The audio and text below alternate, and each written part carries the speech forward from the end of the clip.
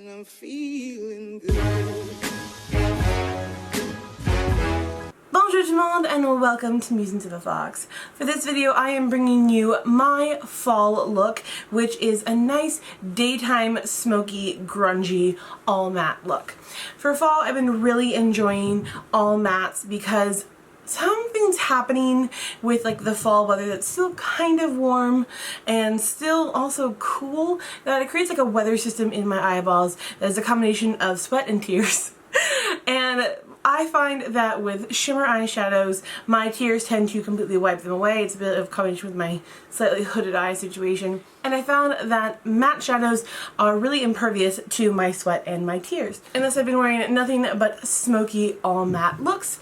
And if you're intrigued and want to see how I've been doing it, just keep watching. If you can hear those gallops, that would be Castor.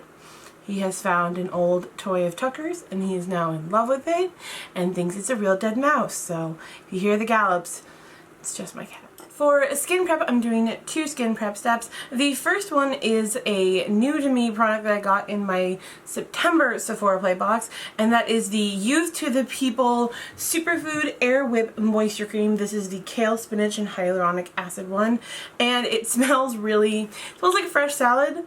But I've been really enjoying for what it's been doing for my skin. It's now like all systems on red alert dry mode around here. My hands are already cracking and bleeding. We have a monitor in our bedroom that tells us like the temperature and also the humidity level. And our bedroom used to be like 60-something% humidity, and now it's in the 30s.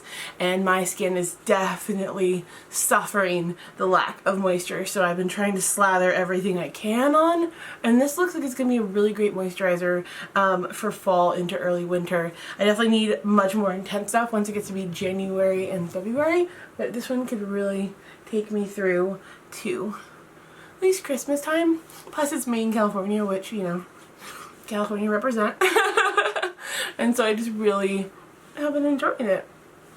I never really talk much about my Sephora plays. My early videos were all about reviewing monthly Ipsy bags and how much I hated them. And so I eventually switched from Ipsy to Sephora Play, and I've just been having a wonderful 2 years with Sephora Play. So if you're actually curious about them, I can do an unboxing and just let you guys know why I've stuck with it for almost 2 years now. It's just a great way to find new products for only 10 bucks a month that are actually nice, high-end, good functioning products. So let me know. And then my other skin prep stuff lately has been the Makeup Forever Ultra HD Lip Booster. It's just a really nice lip kind of primer, not in the way like MAC's Lip Prep and Prime was, but it's just nice. My lips feel hydrated and then plump because of let's not talk while we're doing lip things. They feel really nice because of the hydration, therefore they feel plumper without a tingling, burning sensation making them plumper. But it's just really nice since with the matte eyeshadow I've been doing a matte lip and those can be kind of drying, so it's just a great way to protect my lips from the elements and then also what I do to them. So I have already primed my eyelids off screen with the SMASHBOX 24-Hour Eyeshadow Primer. No big surprise there, it's just my favorite primer. For this look, I am taking the Gemini palette from Melt Cosmetics. You don't have to use this Melt Cosmetics palette for this look. I would just recommend any sort of orangey browns, but this is just obviously the palette I'm using because I'm trying to be better at reusing palettes and just showing you multiple looks with the same palettes. And this palette is just so fall perfect that it would be a real shame not to use it. I have done a look before. I think the husband narrates my makeup video with these colors, specifically with Goals, which is just a beautiful green eyeshadow. But for today's video we're going to play on this side of the palette, but we're not going to dip into Gemini, though it is a delicious peachy gold. That's just not, just gonna ignore that beautiful deliciousness and just focus on these four colors here. So if you have a palette at home that looks anything like this, definitely just use those. If you don't have a fall palette at home, then I definitely just recommend Melt for so many reasons, from the company's owned by two amazing boss women to just incredible product. So you really can't go wrong. Hi there. So I call this a goof proof look because it's really about the smudgy grunginess of this look, save for the eyeliner, like the bat wing, that has to be nice and crisp to kind of counteract all the smudginess. But with this, you really don't need to be perfect and precious. Actually, the less perfect and precious you are, the better it actually looks. I find the more rushed I am when I do this look, like in the mornings on the way to work, the better it actually, like the whole effect kind of is. So I'm taking Luna on a very fluffy brush. This is the Smith 232, and I'm just going to rub that all over my eye from brow to lash.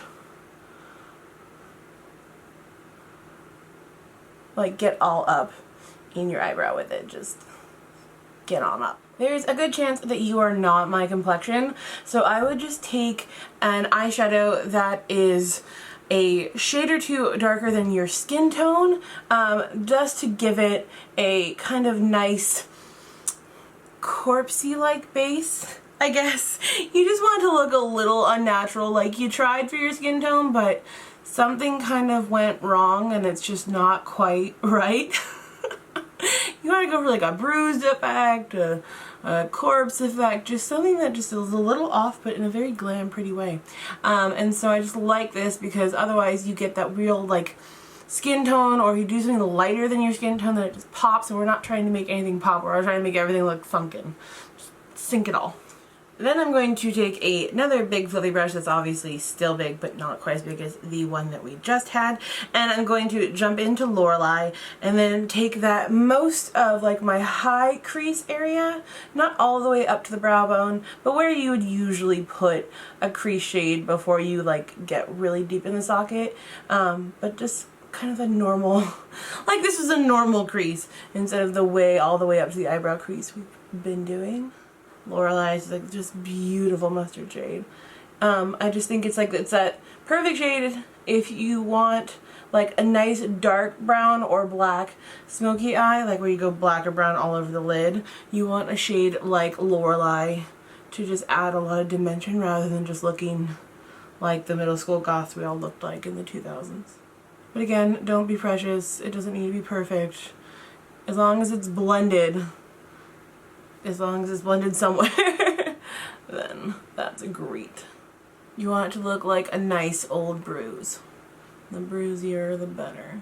And then just taking the brush that we used, Luna, and just marrying them a little more.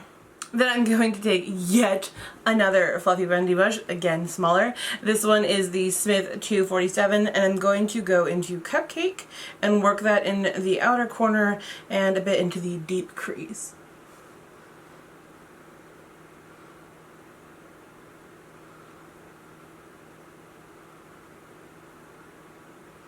You can definitely build this one up to taste. I prefer to keep it a little bit more sheer, just so it all just looks like washes of watercolor rather than high impact pigment. We want it to look lived in. I'm gonna go back into Lorelei and just mustard up above Cupcake a little more. Don't want the mustard to get lost. Alright, and the last step is taking a flat shader brush. This is a MAC 239 brush, and going into polka dot for all over the lid.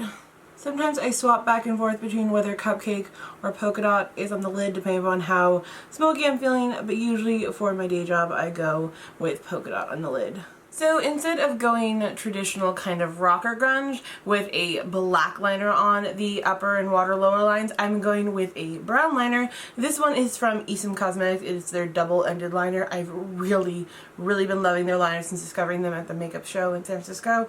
It's just a great kind of makeup artist brand that is available to the rest of us, and so really good long-lasting power in these eyeliners.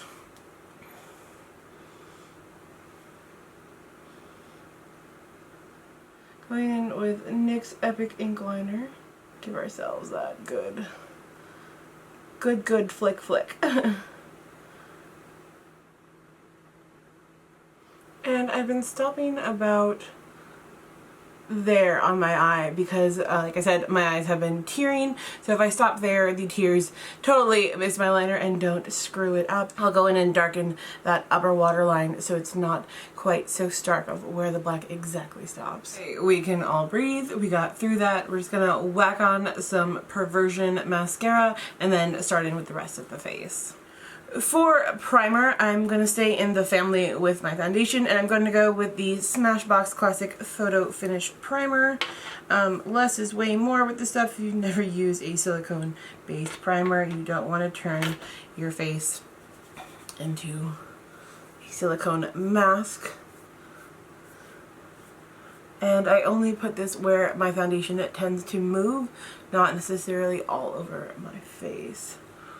Just mostly at my forehead, my nose, under my eyes, and my chin. So I appear to be a bit in between shades, so I'm going to do a mix of my Smashbox Studio Skin Foundation in 1.1 and my Smashbox Studio Skin Stick in 1.2. So I'm going to do a bit of a mix and kind of paint my face, and then, yeah. Just going to do a little bit of a painting just to get a bit of a mix. I need the yellowy tones in the 1.2, but it's still a little too tan for me, and I don't want to have orange face. So we're going to do that and then use the 1.1 to calm it down. Looks like I'm painting boobs all over my face because the center of my stick has gone out. That's a look. There you go, Halloween tutorial. Ta-da! Dang, Halloween was easy this year.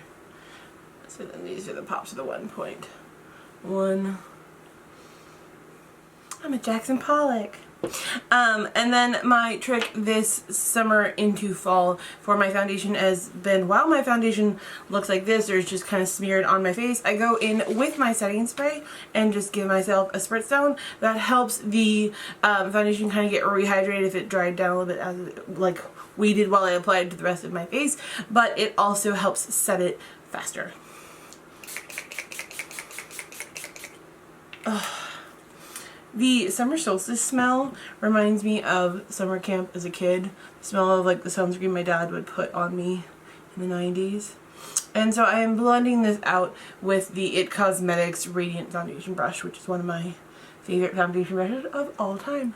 So it's definitely a bit of a more medium coverage than a lot of the lightness I was wearing in the summer. I'm enjoying a little bit of a cleaner, slightly like faux airbrushed skin with these matte eyes. I really like the matte eyes to just pop off and just have a little bit more of a blank canvas kind of face, which also leads me to my next point, in that I've actually been steering away from blush when I've been doing these smoky eyes. I haven't really liked the matte eye, dramatic wing, and blush combo. I've been going with really matte, neutral bronzers or contour, and then a nice gentle highlight. So I'm just going to take the contour side of the Smashbox Stick Foundation just a little bit and use that kind of as bronzer just to warm up my face a little bit and just pretend I'm just slightly less dead. But only slightly. I want to undo all the corpsey work we did on the eyes. And then just go in also with the foundation brush I use, since it's a cream contour. From my highlight drawer, I pulled out Makeup Forever's H106 Artist Face Color Highlighter with my London Brush Company fan brush. We're just gonna glaze all over that cheek.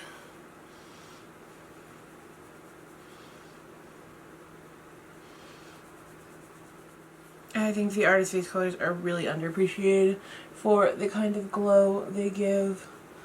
It's just nice and not chunky, very finely milled, almost dewy. Just a beautiful soft highlight. I like a chunky highlight, but I just want to keep it fresh, like I'm perpetually in golden hour. Alrighty, brows are a smidgen wild. I'm working on really growing them out with my waxologist and getting like much thicker brows, so they're gonna look a little wild and scraggly. We were doing all this regrowth down here from the time I tortured them in 7th grade. So I'm going to get my nice thick Cara Delevingne natural brows back Well, sit tight with me through that regrowth, guys. Be patient. It'll maybe sort of be worth it in the end. Alright, so as always, I'm taking the Urban Decay Brow Blade. This time I'm taking Cafe Kitty because I'm getting closer to my natural brow color versus whatever's going on with my hair color right now. Let's just not talk about the brown. Alright, and so I'm just going to gently do the classic, lining them along the bottom. Do you guys know that I'm like sort of blind? So when my mirror is like this far from me, I cannot see what I'm doing. So I'm gonna have to take good old-fashioned little pocket one. There we go. I don't wear my glasses much in video, mostly just because then the glare of the lights will reflect on my glasses. Mama got it for a sponsorship, so I will be doing a glasses video very soon for you guys. Because yeah, I actually wear glasses a lot. If you follow me on Instagram, you see them. I am a nerd who loves her glasses. Alrighty, and then switching to the, what I call the hair drying side, and then just adding some nice spiky hairs amongst it to pretend like I have just skipped to having all that regrowth. While I have you in close, let's go ahead and pop on the lip. To go with the grungy look, I am doing a lipstick without a lip liner, and that is going to be Urban Decay's On Fuego. I speak French, not Spanish, so that probably sounded terrible, and I sincerely apologize. But this is just a perfect, really wearable brown for me, and I've just been really enjoying it.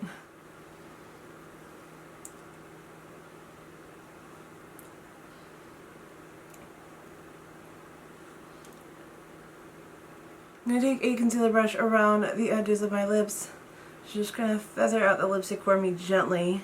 And last touch is taking Besame's Brightening Vanilla Powder Translucent foundation powder. It actually can be just a beautiful foundation powder on its own, and just press that into my more greasy looking spots. Should just tone down where I may have gone a bit overboard. A lot overboard with my glazed donut look. Alrighty, let's zoom out, shall we?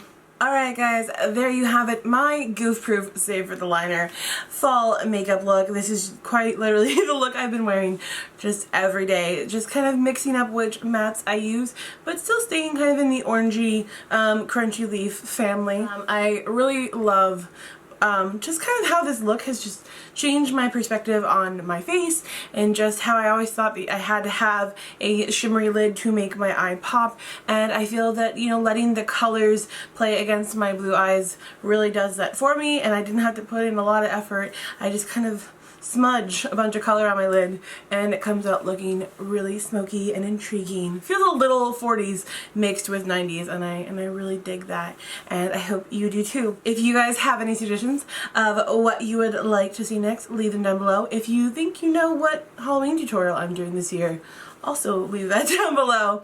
And yeah, as always, I will see you guys next time. Bye!